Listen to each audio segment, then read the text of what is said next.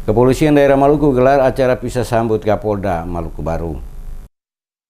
Jajaran Kepolisian Daerah Polda Maluku mengadakan acara pisah sambut Kepala Kepolisian Daerah Maluku dari Irjen Pol Andap Budi Revianto kepada Irjen Pol Royke Lumua yang bertempat di Auditorium Universitas Patimura Ambon pada Senin 17 September 2018.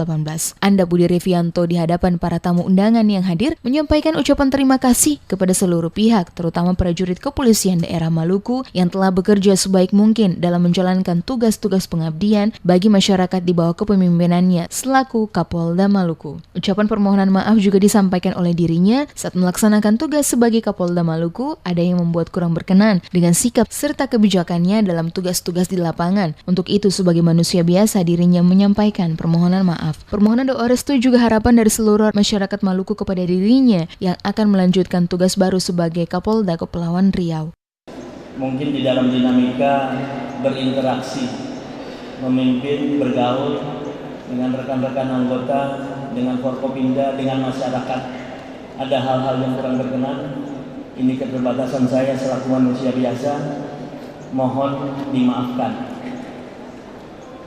Kemudian M yang terakhir tentunya mohon doa restu, mohon diri untuk melanjutkan pengabdian di Polda Kepulauan Riau. Seperti diketahui, pucuk pimpinan di jajaran Polda Maluku kembali mengalami pergantian, di mana jabatan Kapolda sebelumnya dipegang oleh Irjen Pol Andap Budi Revianto diserahkan kepada Kapolda Maluku yang baru, yakni Irjen Pol Royke Lumua. Hadir pada acara pisah sambut tersebut Wakil Gubernur Maluku Sita Huburua bersama dengan seluruh jajaran pimpinan OPD Pemprov Maluku, Pangdam 16 Patimura, Ketua DPRD Maluku, Kepala Kejaksaan Tinggi Maluku, Komandan Lantamal 9 Ambon, Komandan Lanut Patimura, bersama sejumlah tamu undangan lainnya.